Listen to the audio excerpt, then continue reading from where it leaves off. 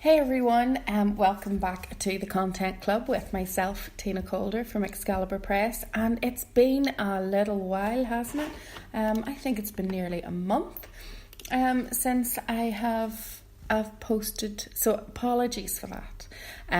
But the reality is it was December and we get really busy in December, so we have to prioritise our clients. But anyway, we're back, and today is actually New Year's Eve, and I thought it's better to get started before the new year kicks in. And one of the things that I wanted to talk to you about today was the types of blog posts that you might want to be creating as the new year sets in. And of course, we've all got lots of great, New Year's resolutions and all that kind of thing. But anyway, so what we're going to run through is 8 types of blog posts to really help you create some good, engaging content. One of the things I would say, I have a resource that I use and I share it a lot with our clients and students, and it's from the wonderful folks at digitalmarketer.com. So if you go to digitalmarketer.com/blog/blog-post-ideas, it's a great insight into some of the styles of content that you might want to consider writing. I love sharing other people's resources because I really think that, we can't, at the Content Club, we can't create everything that we want to create. And so for us, curating is a massive part of what we do. And we'll talk a little bit about curating later. So I suppose, well, we've talked about it before, that the main piece of content that we would do in terms of blog posts and that type of thing for our clients is the listicle. They absolutely love them, and so too do the readers. And if you go to contentclub.excaliburpress.co.uk, you'll see lots of helpful listicle. But if you haven't listened to one of these podcasts before, I suppose you're probably going, what on earth is a listicle? I remember the first time I heard the term listicle, and I just hated it, absolutely hated it.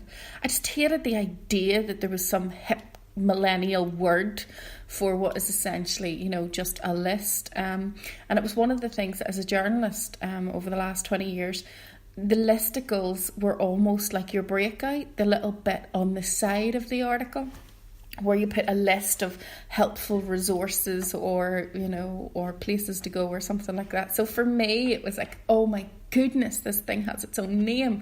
But I've come round quite a bit, and I've softened a little.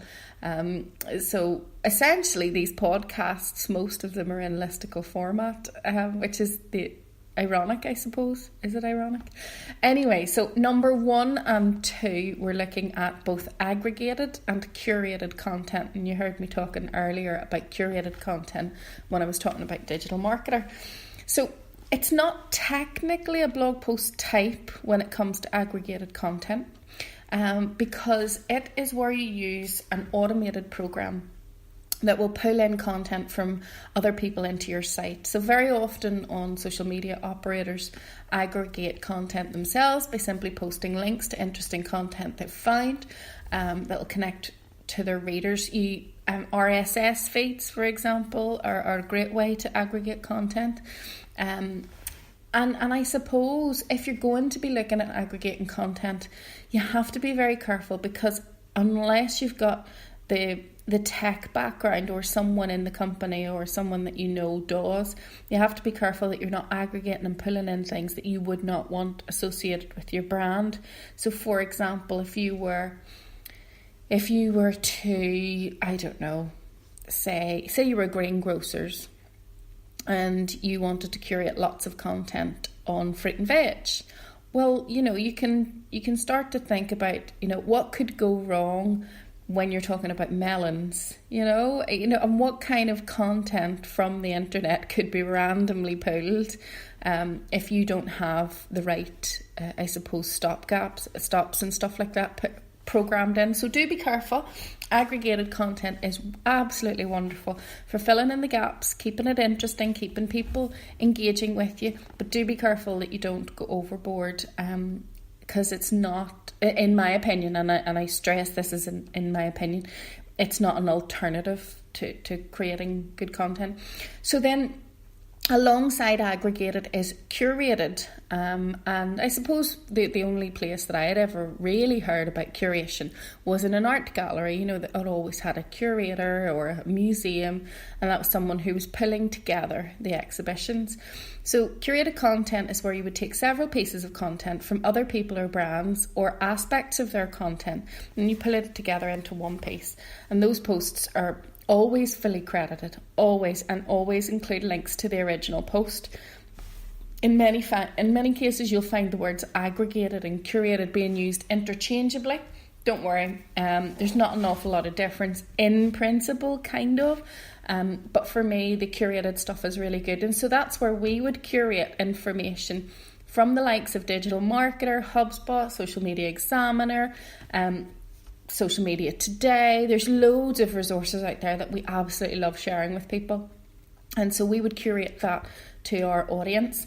So some examples, if you go to one of our clients is Northwest Brides here in Northern Ireland. If you go to www.north-westbrides.com, you'll see posts on there like 7 funniest wedding movies or 10 wedding photos that will bring a tear to your eye.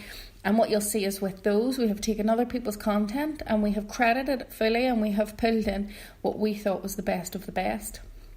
My favourite piece of content, number 3, and actually I've done something really bad with this podcast at the beginning, and I'm going to be able to use it as a fantastic example for number 3. So number 3 on my list is evergreen, and evergreen content does exactly what it says in the tin. It literally stays fresh forever, and that's one of the best types of content to create, because it means that you can refresh and reshare it multiple times over a long period of time, and it also does help your SEO, your search engine optimization rankings and things like that. So did you work out what is it that I have done in this podcast that removes it from being, well, it's still evergreen in content, but in my intro I talked about the new year. And of course, by talking about the new year, if somebody listens to this in July or August, they're like, what? This is old. This isn't New Year. But it's not old. The content will still be relevant, I hope, I expect. And so what you want to do is you want to really think about the kind of things that you're going to be talking about, and ask yourself, can I make this evergreen? And if I can't make it evergreen, can I make it really, really current and relevant? You can check out our online magazine. It's bamni.co.uk, and you'll see some evergreen content on there, such as 6 easy steps to make lip gloss, how to cook a steak, layering for fashion. There's loads of different ones that you can take a look at. So then repurposed. Oh, I love repurposed. So this is number 4 on my list, and my clients will tell you that I'm always going on about, what do you already have? What information, what training manuals, what articles have you already written? What information have you already created? What can we use and what can we repurpose so that we're reducing the amount of time creating it? And all we're doing is, I suppose, bringing new life and rejuvenating stuff. And that's really just taking old content you've developed for another reason and then refreshing it to repurpose for a new reason. And a good example for Excalibur is that part of this blog post, so in other words, the content that I am using for this podcast, which is also a blog post on the contentclub.excaliburpress.co.uk, was actually from a general social media content workshop that we did about a year ago, and it's just been updated and stuff like that. So much of it was still very relevant, so we were able to just take that content and just give it a bit of new life, and there it is sitting on the website, and I am now talking you through it. So then we take down to number 5 is our listicle. I love listicles. I actually have a blog post on Content Club and a podcast in relation to listicles, and I think I've said it before, it's by far our client's favourite, and it's no surprise given that it is one of the easiest forms of digital content, not just to read and consume, but also to produce. So the usual format that we use is about 2 to 4 short 1 or 2 line paragraphs as an introduction, followed by a numbered list of points to illustrate the introduction. And each of these points should have a subhead of no more than 3 words. So you'll see lots of, if you look at Content Club website, you'll see things like 6 top tips for small businesses using Instagram. You'll see 11 top tips for adding fantastic imagery to your content. And of course, you'll see this one, 8 types of blog posts that will help you create engaging content. So do take a wee look at those. The listicle, honestly, is so quick and so easy to do. So if you've got blog posts on your list of to-do things for January, definitely start with the listicle.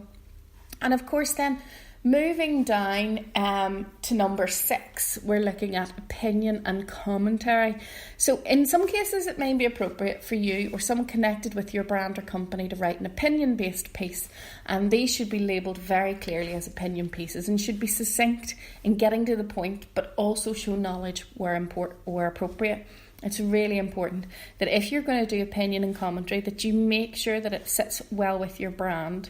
For me, for example, I do an awful lot of commentary on radio. So therefore, me creating commentary pieces is normal. People see it on my social media, people see it on our website, and they expect for me to have opinions that are maybe not necessarily in line with an awful lot of other people. That's because that's what my brand allows for. We have a very disruptive brand here at Excalibur Press, and people do expect that. But I am very mindful that some of our clients and some of people who are not our clients, they don't have brands that allow for commentary. However, in saying that, I do want you to have a think. But if you're suddenly thinking, no, we wouldn't do commentary, we wouldn't do opinion, nobody wants to know what we think. Actually, I think your customers might want to know what you think, because sometimes that opinion or commentary piece is just simply you giving your opinion on something that you're an absolute expert in.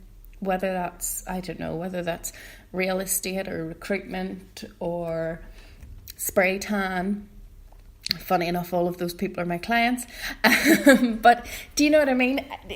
Whatever it is, have a think about. You don't have to be controversial. And I suppose that's the big thing, that people get very scared of opinion and commentary because they think that you have to be controversial.